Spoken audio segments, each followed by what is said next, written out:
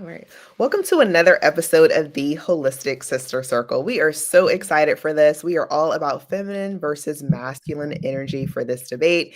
And today's topic is one that honestly, I think is really big on everyone's heart, and it's really big just in media in general, especially when it comes to just women and how we actually navigate our feminine versus masculine types of energies.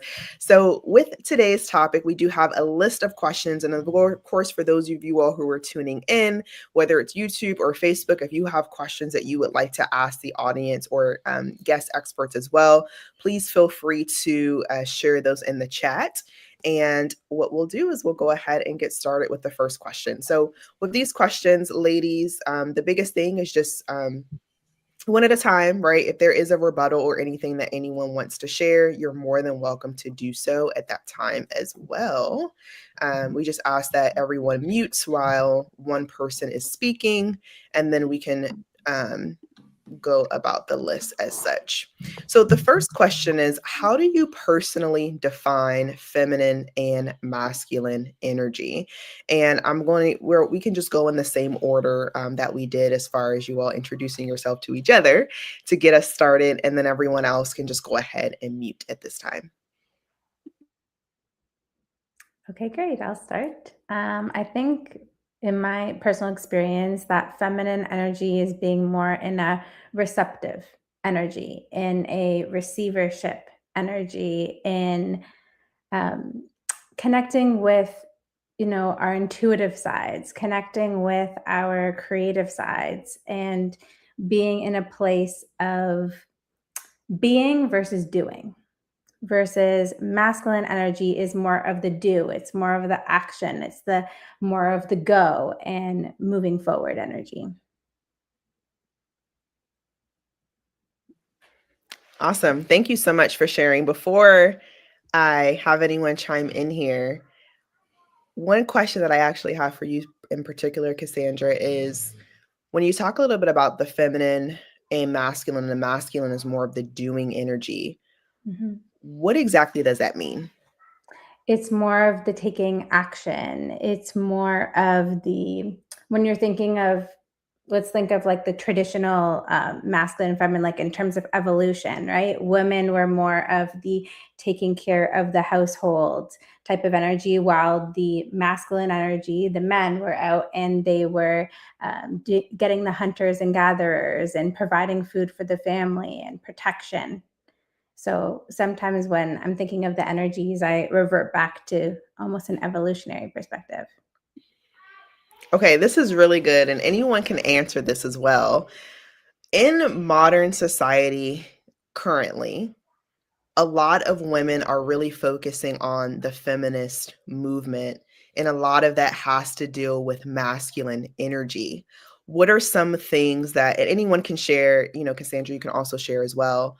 What are some things that you believe that women have lost focused on when it comes to just solely focusing on feminism and having that taker mentality, that hunting mentality, and not really just being and represented in their softness or feminine energy? I think it's the both. We're being invited to live both roles right now, right? Of like, take, if you're thinking of mothers, right? Taking care of the household, doing those traditional woman based energies. But at the same time, we're meant to go and work a 9 to 5 or run a business and be in that outward doing energy. So I think it's an interesting time in evolution because when we're thinking about it, we weren't created this way on an evolutionary standpoint. So I think that's why a lot of women, especially entrepreneurs, I'm an entrepreneur myself, that face burnout because we're meant to be doing it all. Absolutely. Thanks so much for sharing. Hi, we have some ladies saying good morning in the chat. Hello, hello. If you have questions through this debate at all, please feel free to share as we're tuning into feminine energy and masculine energy. Awesome. Thanks so much, Cassandra. Melanie, then Dr. Alicia, and then Monica would love your point of views on this as well. So, question again for those who don't remember, the question is, how do you personally define feminine and masculine energy? I look at feminine and masculine, how it lives in myself. Because a lot of these are pre-prescribed roles that we just adapt from the minute we're born. So when you pull back the lens and look at it, how am I personally embodying the feminine? How am I personally embodying the masculine? And then when they flow together inside of me, that's when like real magic happens. That's when my creative juice is on fire. That's when I can I can surrender and receive and flow, especially when it comes to pleasure, which is my home base. So when I went through my own transformation, when I dealt with the rage and the anger that I hold towards masculine in general, and I expressed it. I allowed myself to actually bow down and surrender to divine masculine. That's when, can we say like sex and pleasures, orgasms on here? Is that okay? But that's when like really full body into the cosmos type pleasure could flow through my body. And it was that feminine surrender, but it was also recognizing the hurt that has lived in my body, my ancestors' bodies, and that we're all carrying from. And I really want to be specific around toxic masculinity, because masculine doesn't have to be bad at all, but when it's put on with that patriarchal lens, it can get really toxic really fast. And that's where I know personally I held a lot of rage, anger, and not wanting to surrender, not wanting to bow down. This is actually really interesting. Would you mind sharing with us what that looked like for you? Yeah, there's actually one moment in particular where my husband was giving me a sacred tantric yoni massage, which is a total act of surrender. So I am in a process of breathing and feeling and allowing emotions as he's giving me pleasure. And this is a very specific kind of body massage for the internal anatomy inside of our vaginas. And that we actually carry so much tension. And in this particular moment in time, I was carrying a whole bunch of rage, and I was a little bit in my head, a little bit in story, until while this was happening, I actually let out the screams. I let out some crying. And we've been practicing Tantra for years. So he knows that that's okay. And that's part of it. It's the sacred aspect of allowing that feminine flow. But really, once I realized that I was stuck in this thought pattern, and I said, can I bow down as a queen? Can I receive? And so for like 2 or 3 minutes, I was just like, I am a queen and I can receive. I am a queen and I can receive. And then like it turned on this waterfall of flowing of emotions, of tears, of orgasm and pleasure that just went on, because I was able to fully surrender all the way into the presence of my divine masculine, of my husband, of him embodying that aspect of God, goddess, God X. So that's that one particular moment in time what happened. Awesome. Thank you so much for sharing. I've never even heard of that massage, so that'll be a whole nother topic for us to go into. Yes, it is. All right, Dr. Alicia, do you want me to repeat the question? What is masculine and feminine to me? Yes. So I see the masculine as the steady banks of a river that is it's just solid, right? And able to hold space for the movement and the creation of the feminine energy, which would be the river. And it's also the outlet, right? We have the grounding outlet, and then we have the actual energy moving. I see the feminine is the actual energy moving, and the grounding cord as that masculine. I think as a society, the gender roles of male and female um, can go with that, but we all have a makeup. And Reclaim Intimacy, I give us like quiz that basically helps people realize like, what is your makeup, right? Because some women are even, doesn't matter their sexual orientation, we'll separate that too, but even women in general have more masculine energy, right? as far as the energy goes, even though they're feminine in gender. And I know a lot of feminine males who are male in gender, that when they pair up with their partners and they find like that perfect 30-70 match, right? That perfect 100, because it's not always 50-50, then their households work better, their sex lives work better, their ability to hold one another works better. And there's not a too much or not enough masculine or feminine, I don't think. And I think that if you are gendered as a female, there's this misconception that you're supposed to be in your feminine. And for many of us, I think that's I think that's true. I think that's where we thrive.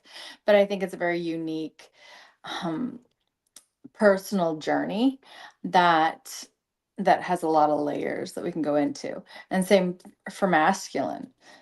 So yeah, so that's how I think of the masculine and feminine, much the same as both probably everybody here, but definitely two of you that just talked. Yeah.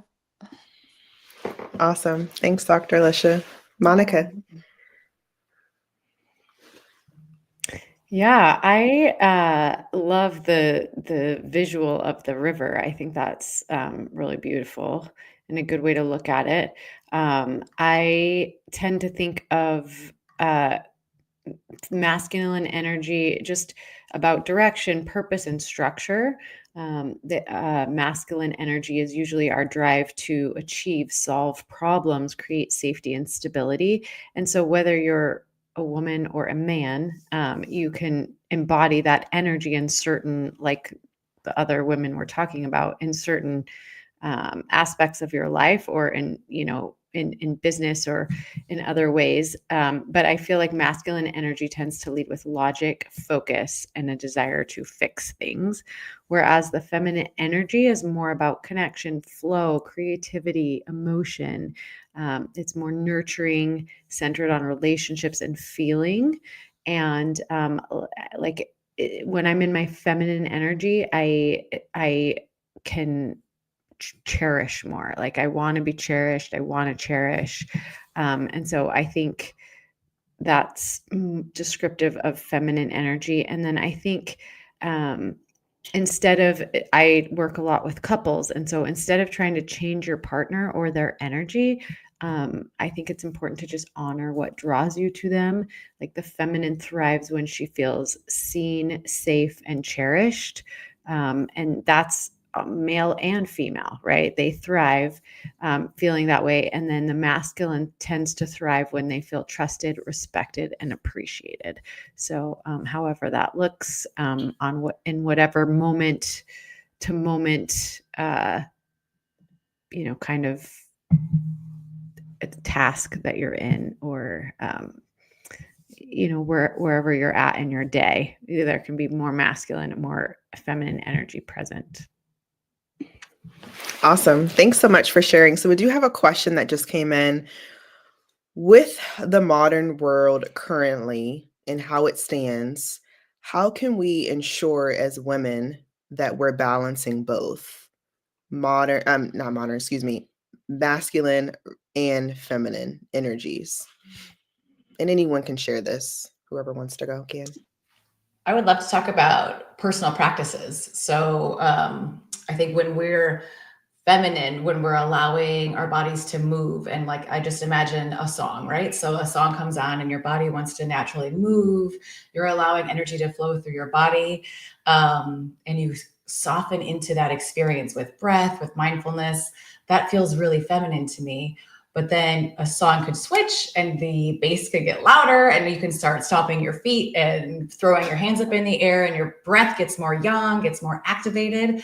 That's how you can practice both feminine and masculine actually pretty quick with like 2 different songs. One can be flowy and you can move your body sensually, and this is for you, not for performance. It's allowing your body to just flow and move.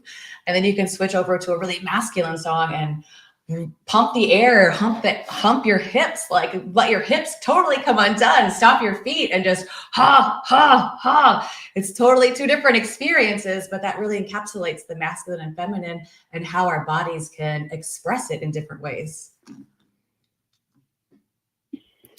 Thank you. I'm just like visualizing that. That's funny. That's awesome. Does anyone else want to share a response to that question? We have one more question too. I think that the world is so much into what have you created, what have you accomplished, and proving, which is very masculine. And I feel like that enjoying piece of the feminine, like taking everything that we've accomplished, everything that we're doing, everything, and bringing it back into enjoyment is would be something that we could do for society to just bring that balance back, is to remember that, yeah, we've accomplished all these things. We've, even as, feminists and people in that realm that have been doing and changing all the legislation and doing all this stuff for women's rights to elevate the female, right, in the workplace and so forth. I think once that's accomplished, like sitting back and bringing the feminine energy back into it to enjoy and to celebrate and to nurture and to receive, and learning how to do that, that's a huge thing that I have to do. I have to sit back and like I'm actively like celebrating different things. Like Monica said, she had a book coming out, right? We have books, we have things, we have podcasts that we do each week, and it's like, oh, this creating. When do we sit back and go, oh, look what I did? Like, let's celebrate that. That's really good. One of the things that I love, Amara is actually tuning in right now. So she does a quarterly review with her audience, which I think is fantastic. But what she'll do is she'll reach out to us and she said, okay, like what have you done this quarter? Like let's celebrate each other. Let's hop on a call. Let's talk about it. And I always come to her calls because it's great to hear, what other people have done and how they're moving about in their businesses and things of that nature, but then also coming together to celebrate and to dance and have a good time. Like, I think that's so important. And we don't do that enough. So yeah, Dr. Alicia, I'm with you on that one. I need to do that too more often. I've been thinking a lot about the holidays coming up and like how to help couples get through the holidays without, just being miserable, like in the hustle and bustle. And I think one of the things my husband and I do really well before the busy season starts is we sit down and we kind of set intentions and we talk about what are our goals that we can help support each other. And then how are we going to create time and space to feel peace and have fun together. And I think that's a really good, even just sitting down in that little powwow that we have is a great blending of the feminine and the masculine, because there is so much to do during the holidays. There is, places to go and things to prepare and, traditions to keep. But there is also this beautiful ability to just appreciate and to love and to connect with the people around us. And so I think it's really cool when you can appreciate so much of the masculine and the feminine working together to create just a really great experience for everybody, which is why I think marriage is so important in all of its forms. But when you can really incorporate the masculine and the feminine together is, I think, a really beautiful space. Yeah, that's so true. And I do believe that a lot of women, especially right now, we've essentially forgot our roles and really understanding what our roles are and how we can connect with each other. How do we connect with men? What does this look like for us? I do believe, even from an elder perspective, moms and grandparents aren't necessarily how they once were. There was a time where, when my grandmother was alive, she she was very straightforward about this is what you need to do, this is what you don't need to do. And, you see things online now where it's like the moms are trying to compete with the daughters. And, I was at the airport on Saturday, and the guy that was sitting next to me was telling me that him and his wife divorced, and she was essentially jealous of his relationship with his daughters. So it's just very interesting as we all are talking about the masculine and feminine energy, and how it really trickles down in the household, and really having women just to understand their roles. And it's not a competition. It's not, one loves you more than the other. It really just is genuinely, do you understand the purpose of why you're here? So that's awesome. Thank you. We have one other question that just came in. In your experience, what types of businesses have thrived with more feminine energy? What business thrive with more masculine energy? And anyone can share. I love that question. As a business owner myself, I found in my personal experience, what's really helped me to be able to thrive and grow is creating the balance between both. So in the beginning of my business, I wanted to do everything. I had so many big goals and dreams and wanted to help people. So I came up with a book, a podcast, all these different type of courses, and I was very Energizer Bunny mode, and I couldn't access my feminine. I was just so go, go, go, go, go. I didn't know how to stop, and it led to burnout. And then there was interesting, this opposite side of the pendulum where I was really connecting with what I wanted and dreaming and getting creative. And I wasn't taking action based on that. I was kind of in that dream state. So it's really helped me in cultivate that middle, which I think is applicable for all businesses as business owners, is creating those moments of stillness that you can connect with your intuition, with God, the universe, what it is that you believe in, and create those moments of stillness and journal about, okay, what is the step I'm meant to take today? Where should I focus? Asking these very introspective questions. And then when you receive the guidance and you feel nurtured in that, taking the actions accordingly. So I've worked with a wide array of different types of business owners, and I found them applying that type of process of tuning into your feminine energy first to be in a receptive being state, and then taking action accordingly has really helped them grow.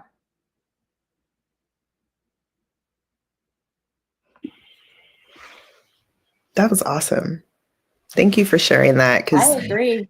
yeah, yeah. Go What ahead, more can we Lesha. say? No, I was just think, what more can we say? Like that was perfect. That's what I've learned too. Like pretty much the same burnout. And trying to be on, I think as women is the other thing when we get into that feminine role, or what I call the shrew.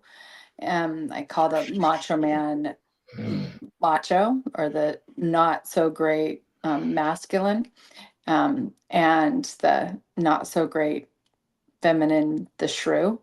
And when we get in that shrew mode, we're trying to help everybody and be everything for everybody and like be all over the place, right? And so watching for that feminine imbalance too, that also can look a lot like masculinity, I think, for the feminine, but it's in more of a like a, where the masculine, I think, is like I'm right, because they're very it's thoughts. It's very, I think of the masculine as far as our physical body goes is more mental, and the feminine more emotional. It's when the emotional body is like doing all the thinking, and but I have to be there for them, and I have to do that. And I used to have my trauma clients, and I was just on Voxer with them 24 hours a day, 7 days a week, until I was so burned out. I'm like, I cannot listen to any more abuse stories or flashbacks. I can't do it anymore. Right. And so that was me being in that shrew energy of I'm gonna love on everyone. I'm gonna be there for everybody. And I had to learn the hard way too. And that got me into burnout. So there's the productive, healthy masculine that we can get into. And then there's the like false productive shrew energy, I think we can get into as women, at least in business. I feel like this has a lot of practical application in different businesses, because I think all, but I think the original question was what businesses lend themselves more to the feminine versus the masculine. But I think any business or any endeavor really benefits from both energies. There's, when you start a business, you want a visionary and you want an operator, right? Which I think are the two different energies. And so, I've talked with a lot of super successful investors, like investors that invest in small businesses and help them grow. And one of the things that they really look for is, do you know what your blind spots are? And do you know like what your next hire is? Do you know, what is lacking from your particular skill set? And so I think when you have the blend of both, any business or any endeavor that you're going to get into is going to be more successful. It's like, do you know where you spend most of your time? Do you know where your weaknesses and blind spots are? Do you have somebody in place who makes up for that lack? And vice versa, like your strengths as well. So I do think anytime if you're thinking about starting a business, I would definitely think about, who do I want? Like, what are my strengths? Where do I spend the most time? And then who do I want to fill in the positions around me, so that, we can really, really have a solid foundation at the top. That's what I would definitely say about that. I love that. One of the things that I would love to add to that too is just making sure that you've essentially had an opportunity to test out the roles that you want someone to now be a part of. Because one of the things that I have had to learn the hard way as well is, to Cassandra's point, you're doing all these things, especially when you first start out in your business. And the end of the day, your goal is to have a business that's sustainable and that can continue to build and operate without you physically always having to be on or be there. And sometimes because we're always in the mode of doing, we don't realize that, oh gosh, like now my business is at a point where I don't have to just be on all the time. And now I'm just secretly finding other things to just randomly go do just so I can make more work for myself that doesn't matter. So I think it's important too that take these things into consideration, of course, but also really make sure that whoever you're hiring for these roles, they do understand exactly what it is that the business needs, what it wants, and be open to their ideas as well, because you were only able to get yourself so far. And now that you are incorporating all these other people, the goal is for them to help you get to an entirely new level, which has been super helpful for me because I know in my situation, for example, I know that I specifically want to just focus my time and attention on just creating content and having conversations. Like that's all that I want to do. But when I first started, I could not just do that. I had to do every little thing. And then once I was able to, have the finances, then I could actually go out and hire people for particular roles. And, now it's like this beautiful synergy that we can all come together and kind of that's why I call it podcast playground, because we literally have this playground of fun, and we have these parameters of where we can go within the playground. So that's awesome. Thanks so much for sharing. Let's see if we have some other questions. Okay, somebody said you are all very beautiful. Thank you. It's very nice. Very nice. Okay, awesome. So next question that I have for us, looking at sake of time as well. So we'll have two more questions for this one. The first one is, in what ways can embracing both create stronger relationships, self-awareness, and inner peace? This is such a great question. And when you all are answering this question too, I would just love for you to share from your own personal experiences, especially for the ladies and gentlemen, of course, who are listening, who would love to just really understand some things that they could do in their own lives to help with this. So I'm gonna ask the question one more time. In what ways can embracing both create stronger relationships, self-awareness, and inner peace?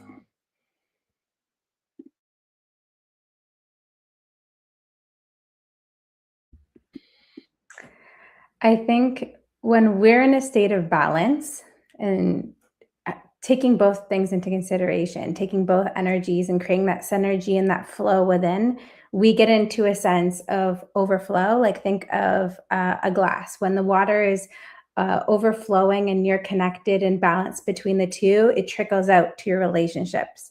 So I think, like I was kind of sharing with my own personal story of the time that I was in burnout, I was all in one energy. And as much as it was an outward journey and I was having outward success, inside of me, there was a little bit of chaos and an unregulated nervous system and everything happening within me. So I think the more that we get into a sense of balance, we're connected, we're grounded, we're at peace, we're in overflow, and then it just trickles out to everyone else, whether it's your clients, whether it's your family, your romantic relationships. So I think the more that you create that inward synergy, the more that it cascades outward to everything else. I want to apply the filter of my partnership. So I've been with my husband for decades, and it flows so well in our relationship, which spills over to business, the family, the kids, when both of us are in the flow. Both of us are feeling the divine masculine and the feminine. And I know I can dip into it a little bit easier than he can. And so being that reflective partner that holds space for him to actually dip into the feminine, to create the safety for him to feel, to have the moments to cry when he needs to cry, to allow his feminine to rise up. So that way he's not just all in the masculine. That creates the synergy, the flow, I love the riverbank and the water. He can stand so much taller and stronger in his masculine when he's allowing his feminine to flow. Just like when I recognize it myself, when the masculine's way up here and the feminine's way down here, how that blocks my flow. So it's mirroring each other and creating the space for really your partner as well as everyone in your life to have those moments, to see your bestie and be like, you need a moment of flow, of surrender, or yeah, let's go freaking throw rocks into the forest because we need a big rage release. So it's just helping and being there for your loved ones to have that synergy, to feel that flow of both masculine and feminine. I love what everybody's saying about everything. It's inspiring and has me thinking. For me, I'm single. And being that I've been a single mom for many years and my kids are adults, but one still lives with me. And I feel like a lot of times I have the weight of the world on my shoulders and being an entrepreneur. And it brings me just so much reverence to when I will have that ability to just relax into my feminine and not have to worry about the structure of everything on my own. The importance of having both roles in order to really thrive in your own. So I don't know. I think that we can have partnership and friendships. I think we can have partnerships with adult kids taking on different roles. I think that we can have partnerships as relationship as well. Um, and I think that there's something special in a life partner relationship. There's a security there that allows a feminine to probably relax even more that I haven't experienced in many, many years. But that said, for me, it's about remembering that and then bringing the masculine, the structure into my day so I can give myself the time to surrender and celebrate and rest and receive and really recognizing when my friends do take care of me and and being appreciative of that and receiving of that because oftentimes that's the only place that I get that. The rest of the time it's the Lisha show.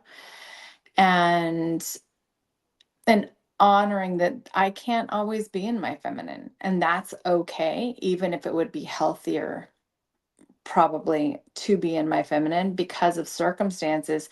I get to create that time to try to create that balance in my life.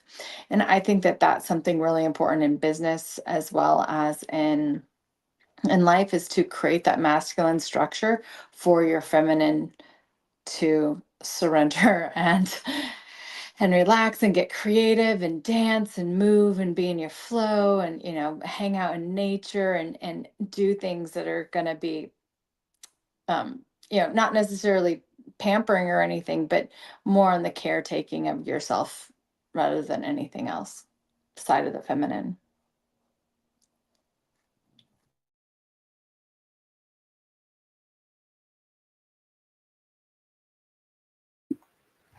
Monica, did you have something you wanted to add? If not, it's Oh, okay. I wondered if you were waiting for me to say something. I thought you guys covered it great. I mean, I thought that's such a great question. Like I said, I believe so much in partnership, and I think that we can really draw out our partner's natural state by residing in our own natural state. And so I think there's just times and seasons where we are more in our masculine energy and we're more in our feminine energy. And I think if we just, really just lean into that and let our partner be in their masculine or feminine energy, when they need to, I think you just can create a lot of balance and synergy and partnership and passion, like Melanie talks about. But I think it's very natural when we're not trying to change each other. We're not trying to make each other different. When we're trying to appreciate and understand each other's differences is when that flows the most beautifully. That's all I would add to that. Yeah, no, this is great. And Dr. Alicia, just thank you so much for sharing your perspective too, and just sharing with all of us. I know not everyone is married, so I think it's really great to hear the singles perspective as well, because we do have quite a few ladies who tune in who are single. So, I think it's great for them to acknowledge that too. So, just to add to everyone what everyone has said too, at the end of the day, there's a season and there's a time for everything. And I know that right now in this moment, there's a season where I'm in a season where I need to be on a lot more, right? Where there was a season just 6 months ago, I was like, oh, just with the kid, like, it flows.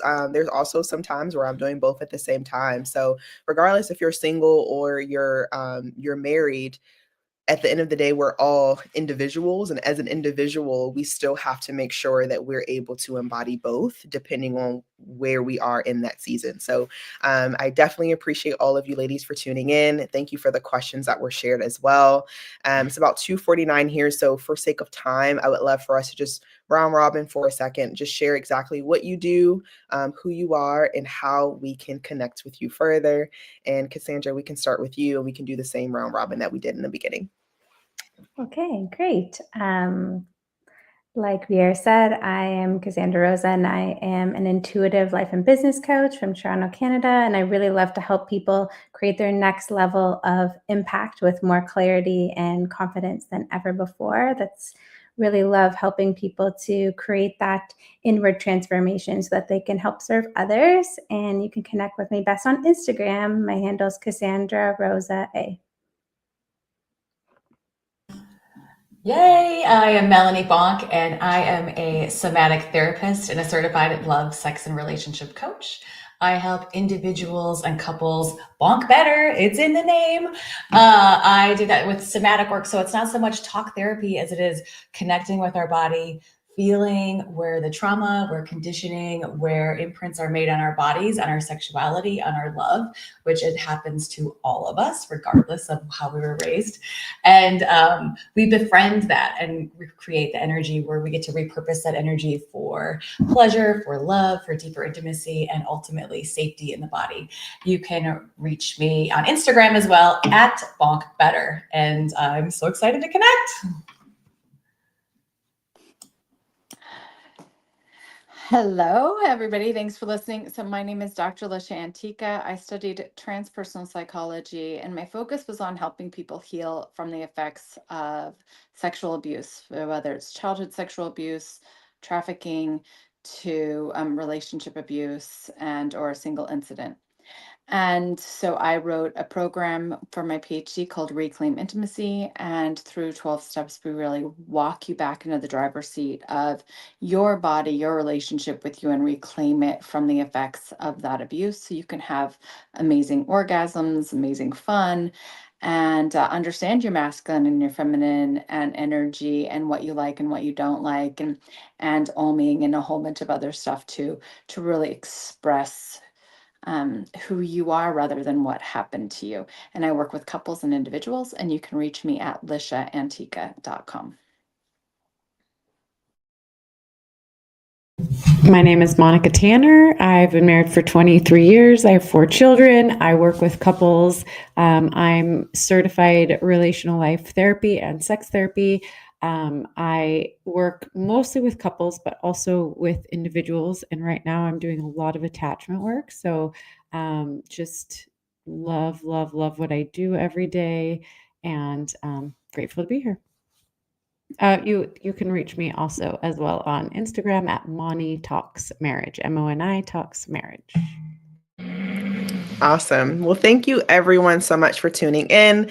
Again, lastly but not least, my name is Vier Miles. I am the host of the Holistic Sister Circle and podcast playground for female entrepreneurs. So within both of those communities, if you are not tuning in, please do so. And if you are a speaker who would love to be a part of the Holistic Sister Circle community, please reach out.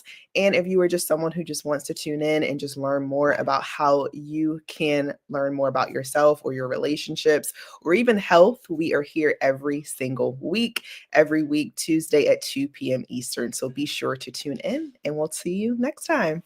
Thanks, everyone.